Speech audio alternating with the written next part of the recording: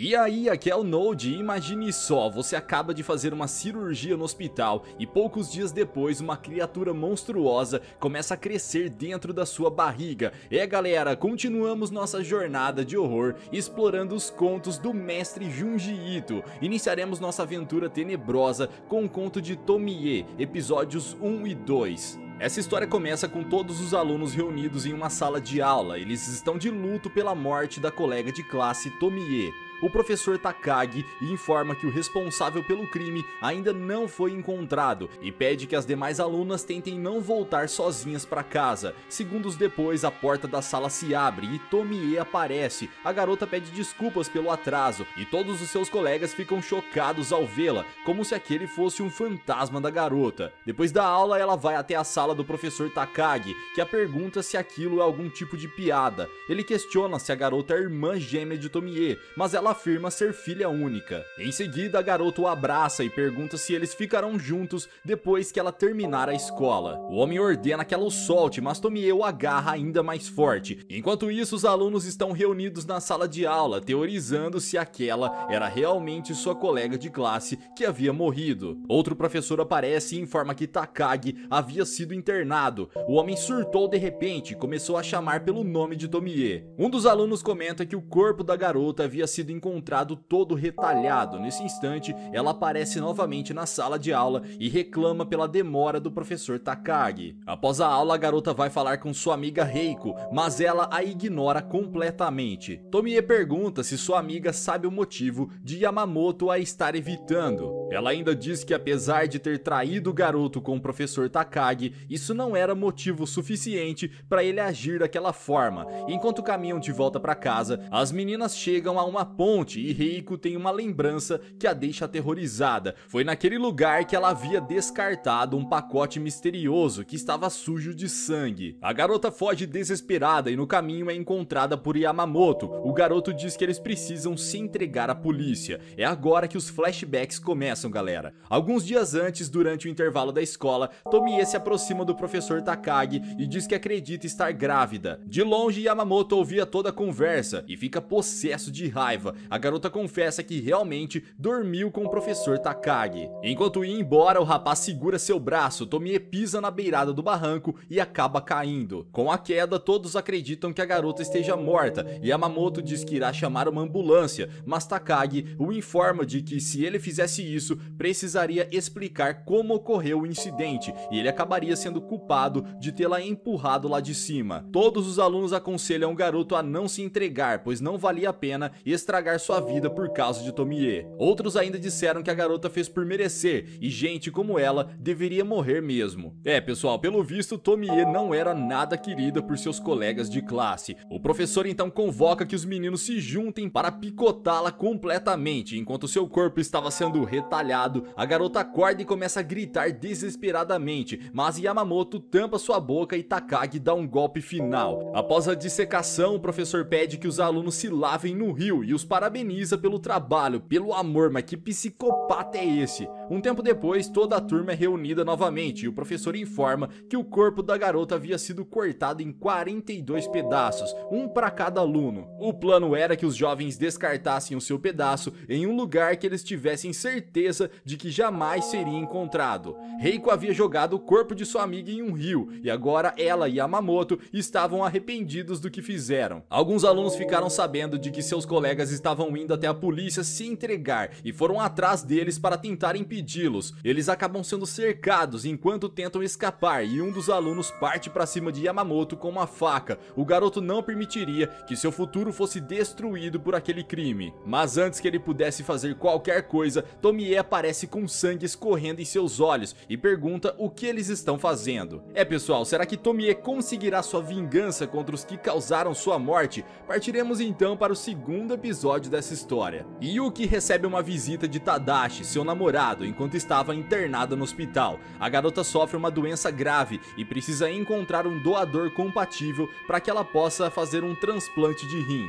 Pouco depois de chegar lá, o rapaz diz que precisa ir embora e Yuki percebe que seu namorado está distante ultimamente e quando olha pela janela, consegue vê-lo na saída do hospital se encontrando com uma jovem muito bonita. Na manhã seguinte, essa mesma mulher vai visitá-la em seu quarto. quarto. Ela se apresenta como Reiko e diz que foi até lá pois precisava conversar com Yuki. Com um tom ameaçador, ela ordena que a garota fique longe de Tadashi e ainda diz que o rapaz não quer mais vê-la. Reiko conta que Tadashi confessou querer terminar seu relacionamento com Yuki e só continua com a garota porque ela é muito grudenta, mas na verdade ele desejava que ela morresse logo. Reiko ainda diz que ama Tadashi e o sentimento dele por ela é recíproco, portanto Yuki não deveria continuar interferindo. A garota se irrita e lança um coelho de pelúcia em Reiko, enquanto ordena que ela vá embora. Porém Yuki erra o alvo e acaba acertando o espelho. Mesmo assim, Reiko fica furiosa, mas antes que pudesse fazer algum mal à garota, uma enfermeira chega e a retira do quarto. Do outro lado da cidade, Takagi, o ex-professor de Tomie, consegue escapar do sanatório onde estava internado. O homem havia sido encaminhado para lá 2 anos antes, após a morte de Tomie, pois dizia estar sendo perseguido pelo fantasma da garota. A polícia até então não conseguiu encontrar o culpado daquele massacre, mas o curioso é que recentemente estavam ocorrendo muitos relatos de pessoas que também viram a vítima. Mais tarde naquele dia, Tadashi visita Yuki novamente, mas a garota não quer vê-lo. Ela diz que a mulher chamada Reiko foi visitá-la naquela manhã e contou a ela sobre o relacionamento dos dois. Por fim, Yuki pede que Tadashi não volte mais ao hospital para visitá-la. Quando encontra Reiko novamente, o rapaz pergunta o que ela foi fazer ao visitar Yuki no hospital. A garota inventa uma história e diz que Yuki havia contado a ela que estava apaixonada por um dos médicos. Tadashi sabe que aquilo não é verdade e questiona Reiko sobre o porquê dela mentir tanto. Ao ouvir isso, ela se sente ofendida, então se levanta e vai embora. Tadashi chama Reiko de volta, mas a garota diz que aquele não era o seu nome. Nesse momento, o rapaz descobre que até mesmo nisso ela havia mentido e acredita ter se apaixonado por um monstro. Ele se lembra do artigo que havia lido no jornal sobre a garota que foi picotada 2 anos antes e fica arrepiado ao notar a semelhança entre Reiko e a vítima. Tadashi então decide parar de ver aquela garota problemática, mas enquanto caminhava de volta para casa, acaba sendo surpreendido por Reiko.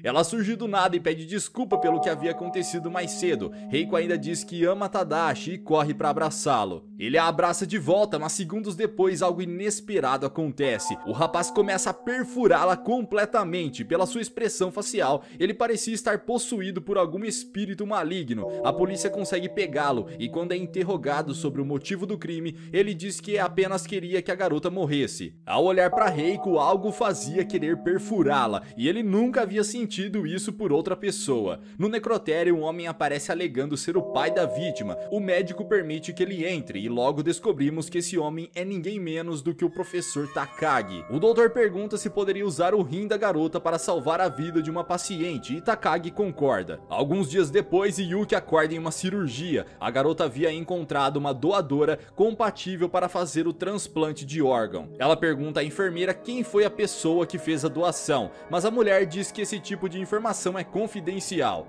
Alguns dias se passaram e algo estranho acontece. Uma criatura macabra estava crescendo na barriga de Yuki e causava fortes dores à garota. Sendo assim, ela é mais uma vez encaminhada para uma cirurgia. Durante a operação, os médicos ficam aterrorizados ao encontrar uma cabeça crescendo dentro do abdômen da garota. O monstro salta para fora do corpo da menina e diz que seu verdadeiro nome é Tomie. Galera, pelo visto é impossível se livrar dessa garota diabólica. Agora vamos aos relatos do segundo conto, intitulado O Moço Bonito da Encruzilhada. Uma garota está parada em uma encruzilhada, aparentemente esperando por alguém. De repente, um homem desconhecido surge dentro da névoa e a menina pergunta se o seu amor irá se realizar. Aquele cara misterioso olha para ela e diz que esse amor jamais se realizará. Naquela semana, um garoto chamado Ryusuke é transferido para a escola. Ele é um antigo morador da cidade que havia retornado após passar alguns anos morando fora. Após a aula, Midori vai falar com ele. A garota pergunta se o rapaz se lembrava dela, pois eles haviam estudado juntos no jardim de infância. Ryusuke se lembra da menina e fica feliz ao vê-la. Ao final da aula, os dois caminham juntos para casa. Midori o apresenta a sua melhor amiga, Suzui, que pertencia a outra turma. A garota diz a Ryusuke que todos os meninos disputam pela atenção de Midori. Muitos inclusive caminham pelas encruzilhadas para tentar tirar a sorte com ela. Suzui pergunta pergunta se Ryusuke conhece a lenda da encruzilhada e o garoto fica visivelmente irritado. Ele pede que as meninas não brinquem com essa lenda, em seguida sai andando e deixa as garotas para trás. Já em seu quarto, pouco antes de escurecer, o garoto se recorda de que naquele horário as pessoas costumavam caminhar pelas encruzilhadas da cidade a fim de encontrar um moço bonito para tirar sua sorte. A maioria das pessoas aproveita esse momento para descobrir se seu amor irá se realizar.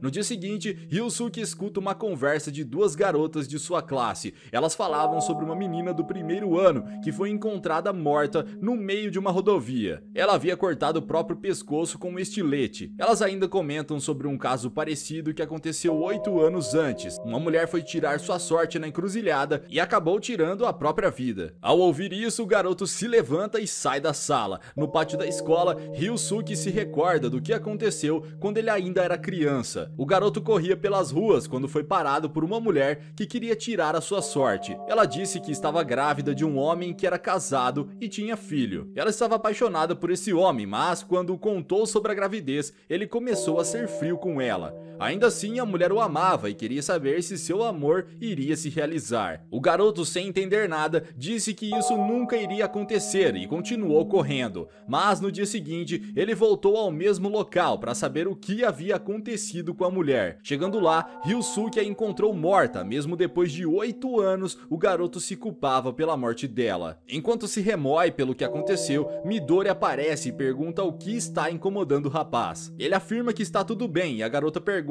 se ele sofreu algum trauma relacionado à lenda da encruzilhada. Ela deduziu isso a partir da sua reação no dia anterior, quando Suzui questionou se ele conhecia a lenda. Ryusuke diz que aquilo é apenas uma história e Midori revela que sua tia tirou a própria vida 8 anos antes, depois de tirar a sorte em uma encruzilhada. Ao ouvir isso, o garoto fica paralisado. Ele não podia aceitar o fato de ter sido culpado pela morte da tia de Midori. A partir desse momento, ele não conseguia mais olhar para a garota. Suzui questiona Ryusuke sobre o porquê dele estar ignorando sua amiga, mas ele se recusa a dizer a verdade. Ela então decide ir até a encruzilhada para falar com o tal moço bonito. Suzui diz que sua amiga está triste devido ao distanciamento repentino do garoto que ela gosta e pergunta o que pode fazer para juntar os dois. Nesse momento, o rapaz a aconselha a se preocupar mais com sua própria vida amorosa. Ela então vai falar com Midori. A garota conta que foi até uma encruzilhada para saber como juntar Ryusuke e sua amiga, mas as palavras do rapaz a fizeram perceber que ela estava mentindo para si mesma. Então ela confessa a Midori o seu amor por Ryusuke.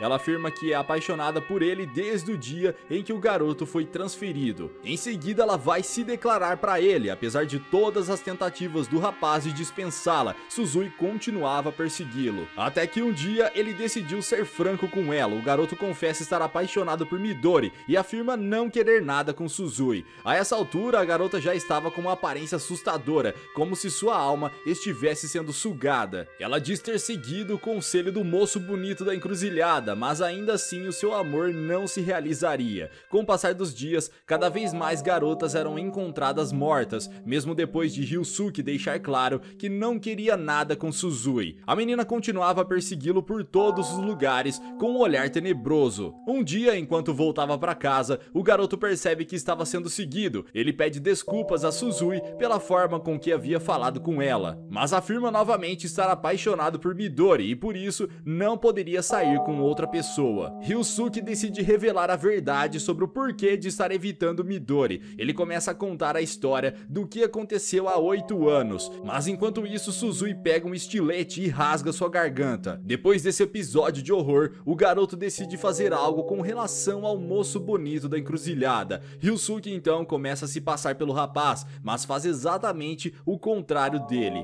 O garoto passa a caminhar pelas encruzilhadas toda a tarde e dá esperança aos que vão até lá tirar a sorte. Mas um belo dia, enquanto fazia esse trabalho, ele foi surpreendido ao se deparar com os fantasmas das garotas que tiraram a própria vida naquele lugar. Ele encontrou inclusive o fantasma de Suzui. Ainda assim, o garoto não pôde parar de fazer o seu trabalho. Midori percebeu que Ryusuke estava estranho e o seguiu. A garota disse que sabia que ele estava ajudando as pessoas que queriam tirar sua sorte na encruzilhada, mas já estava indo longe demais. Àquela altura, o garoto parecia estar possuído. Midori pergunta o motivo dele estar fazendo tudo aquilo, e Ryusuke diz que não pode parar até encontrar o cara da encruzilhada. Algum tempo depois, enquanto caminhava por algum lugar, ele avista o rapaz. Ryusuke vai atrás dele, mas sem perceber, acaba sendo guiado até a encruzilhada de 8 anos atrás, onde tudo começou. Lá ele encontra a tia de Midori. A mulher aponta para um beco e Ryusuke segue caminho por lá. Enquanto Midori procura por ele, ela se depara com um moço bonito da encruzilhada. A garota fica tentada a tirar sua sorte, mas antes que pudesse fazer isso, Ryusuke aparece e pergunta o que ela está fazendo naquele lugar. Midori diz que o rapaz que ele tanto procurava estava ali, mas quando olham novamente, a neblina havia desaparecido e o moço bonito também. E galera, será que Ryusuke conseguiu quebrar aquela maldição ou ele mesmo era o moço da encruzilhada? O que vocês acham? Deixa aqui embaixo nos comentários. Vejo vocês no próximo recap de anime. Até lá!